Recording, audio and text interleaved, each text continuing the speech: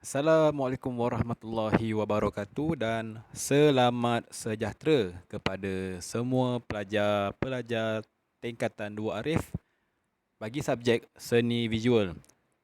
Jadi pelajar, kita berjumpa sekali lagi dalam kelas PDP online untuk sesi yang kedua, perjumpaan yang kedua.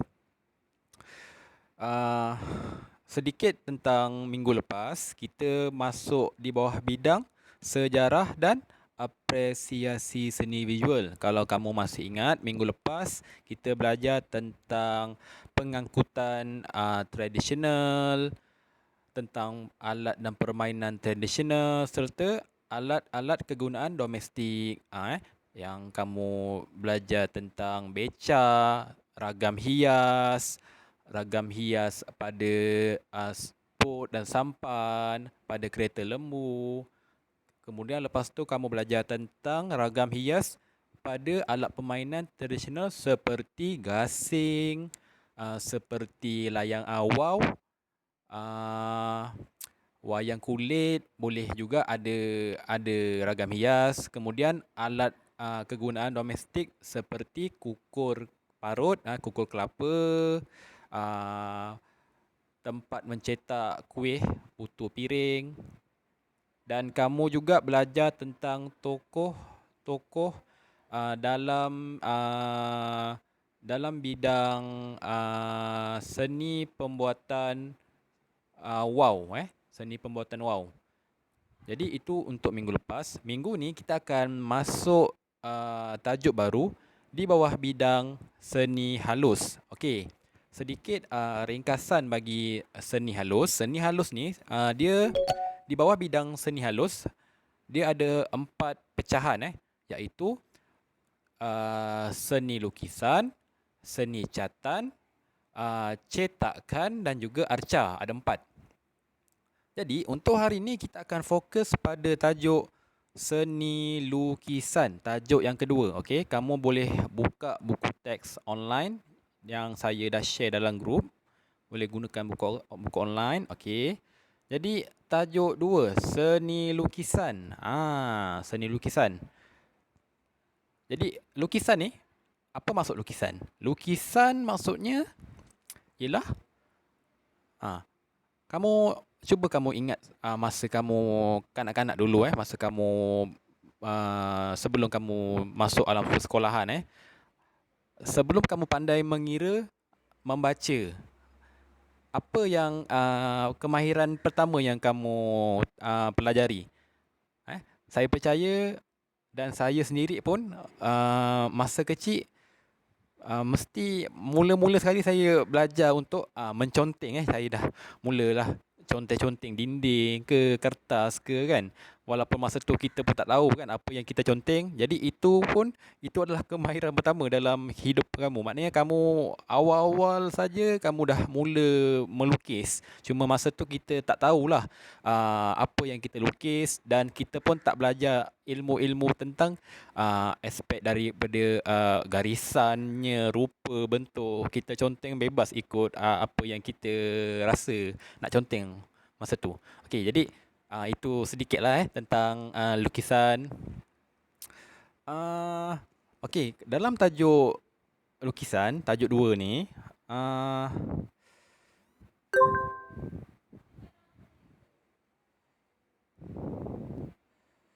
apa yang kamu akan belajar ialah tentang standard kandungannya pemahaman terhadap konsep seni lukisan dalam bidang seni halus. Kamu kena faham konsep seni lukisan dalam bidang seni halus.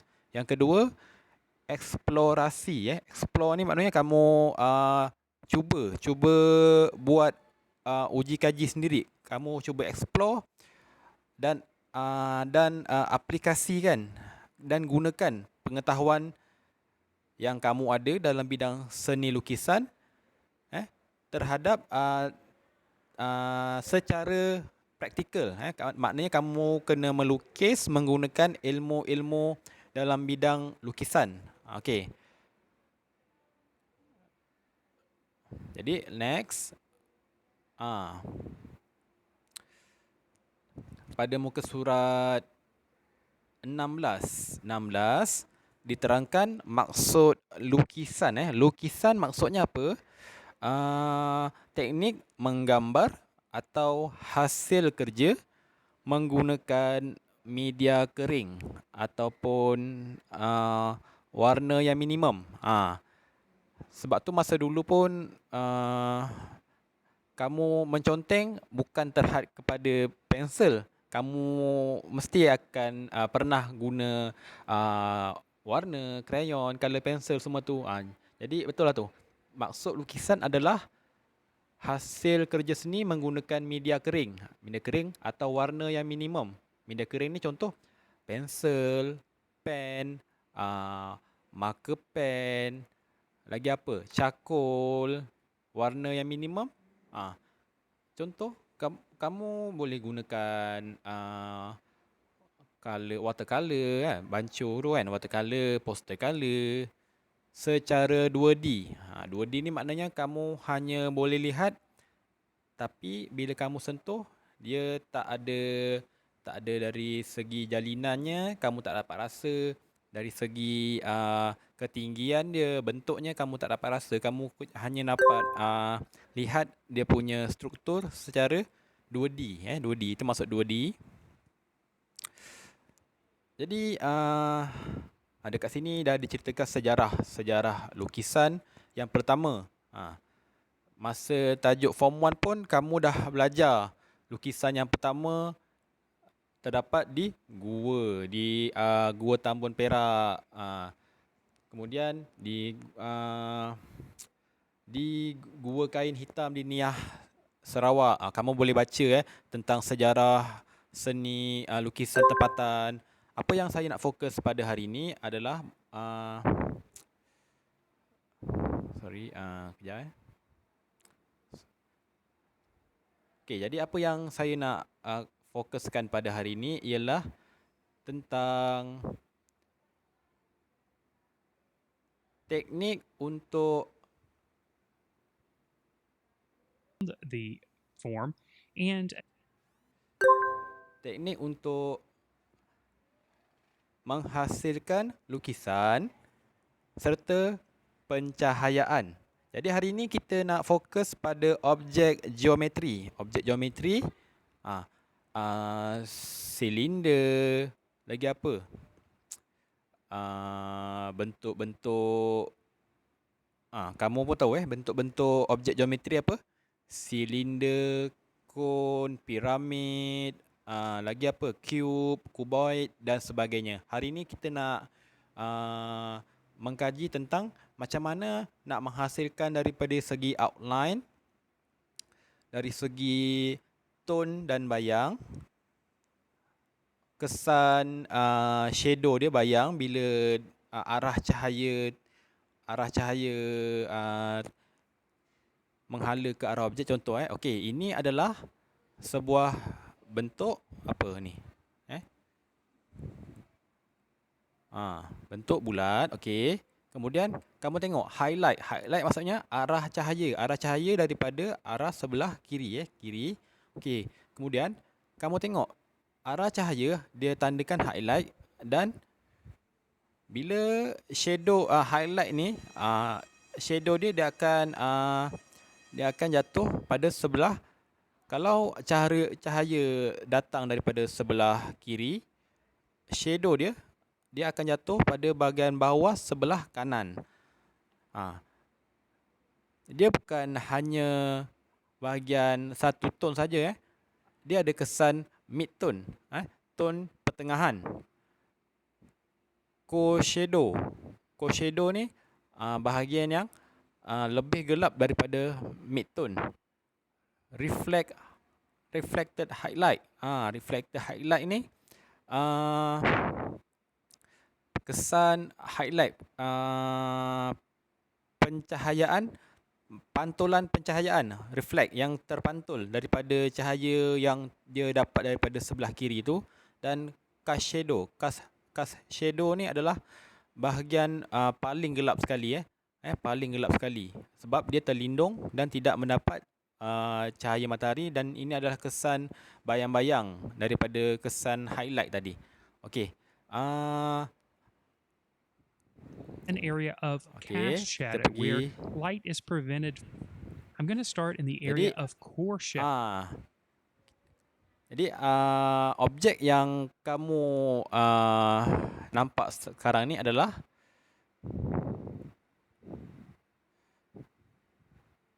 And I'm just going to use an tengok H macam mana pencil teknik initially. I'll untuk fill in menghasilkan almost the entire sphere uh, with an application of this H tone pencil. dan bayang. Then I'll go back with a softer graphite pencil. In this case, I'm using a General's Layout pencil, which is about equivalent to a 4B pencil, and progressively darken the area Tengok, of core shadow. I can go back over the top. So, kalau kamu dapat lihat, ini adalah objek geometri bentuk bulat, bentuk bulat, dan sini ditandakan dengan kawasan yang gelap. Maknanya kesan pensel tu gelap pada bahagian sebelah kiri. Jadi secara teorinya cahaya datang daripada sebelah kanan. Ini adalah bahagian reflected. Ini yang bahagian bulat ni bahagian reflected. So ini adalah kawasan yang terkena ini kawasan yang gelap ni, maknanya kawasan yang shadow, kawasan yang bayang-bayang yang paling gelap sekali sebab dia tak kena cahaya. Top of this area with another application of the H pencil, smoothing out any of the textural marks that were left by the softer graphite. Okey. Jadi nampak ni bayang-bayang jatuh pada sebelah kiri, cahaya pada sebelah kanan. Tengok. Ini. We'll throw a bit of cast shadow underneath, leaving that area of reflected highlight, and now we've transformed a circle into a sphere. Next, let's take a square and turn it into a cube. Okey, objek yang kedua adalah cube. We'll start by simply drawing a square. Again, we'll start with the harder.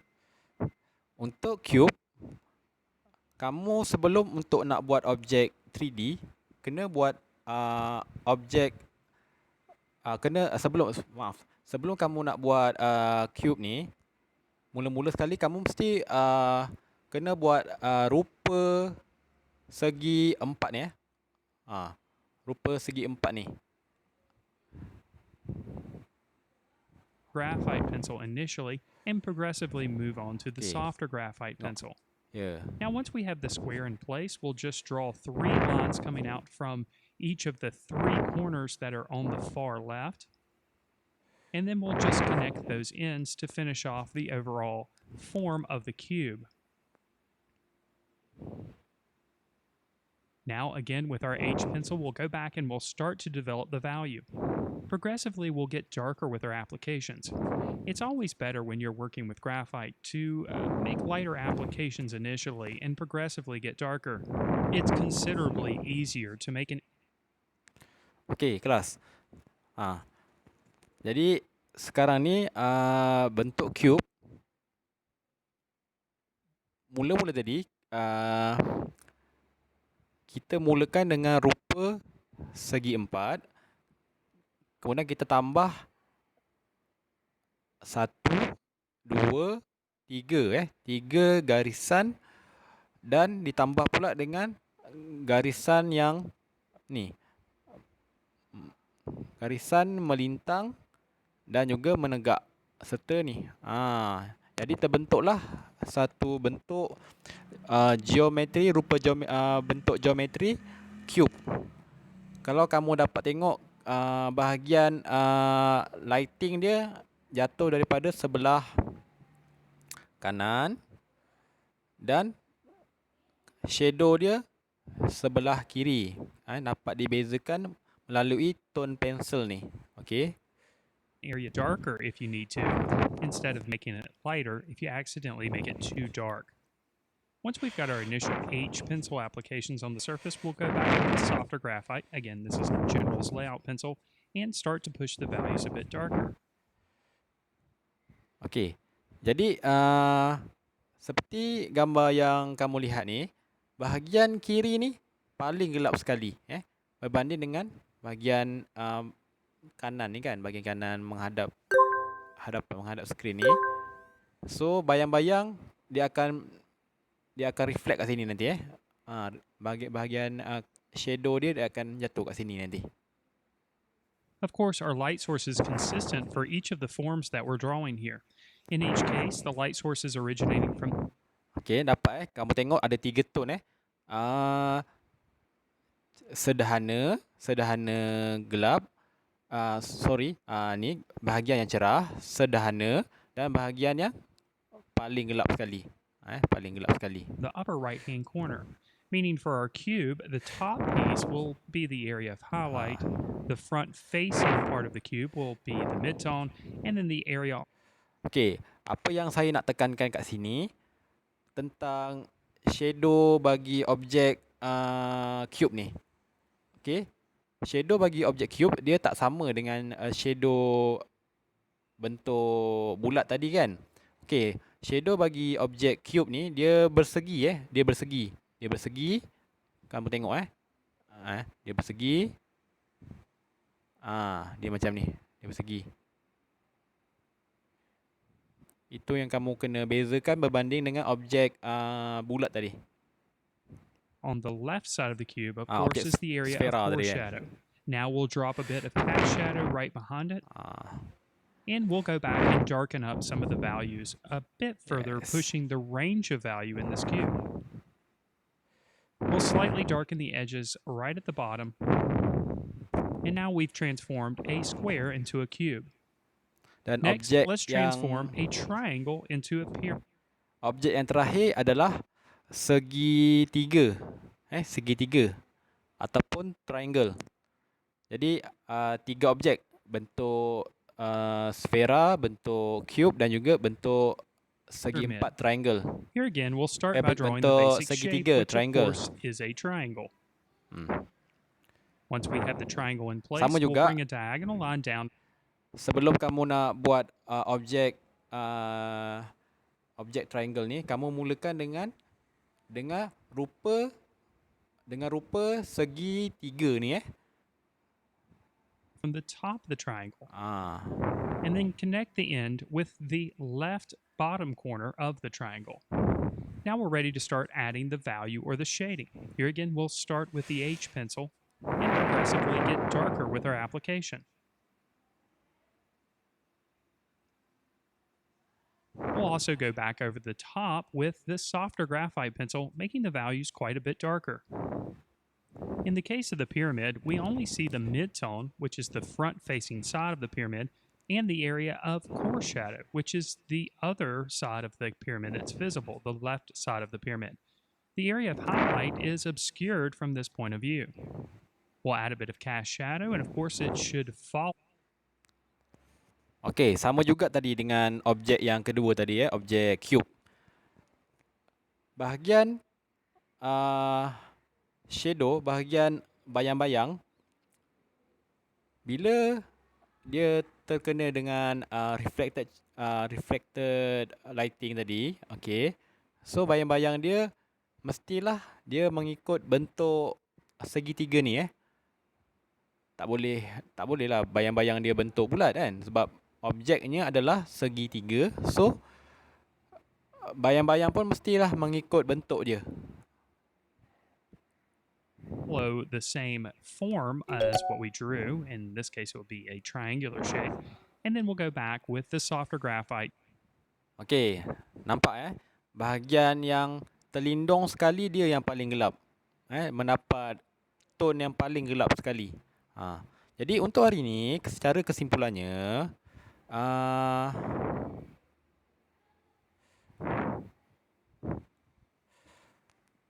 kamu belajar tentang garisan dan juga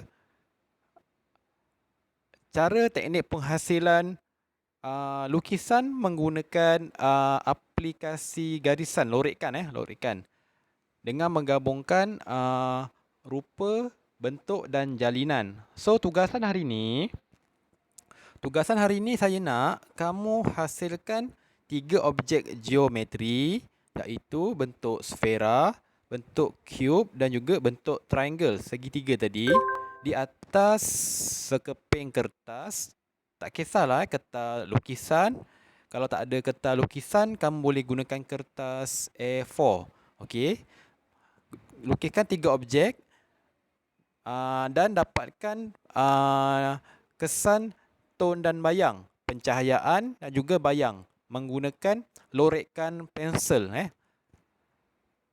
Jadi hari ini itu sahaja yang kamu belajar, dan tugasan nanti kamu, lepas kamu siap nanti 3 objek tu, bentuk sfera, bentuk cube dan juga bentuk triangle, kamu buat dan kamu ambil gambar, hantar pada WhatsApp group beserta nama kamu. Nanti saya akan komen pada dalam grup tu. Okey, itu saja untuk hari ini. Sebarang masalah kamu boleh PM saya PM saya. Okey, itu saja. Sekian. Assalamualaikum warahmatullahi wabarakatuh.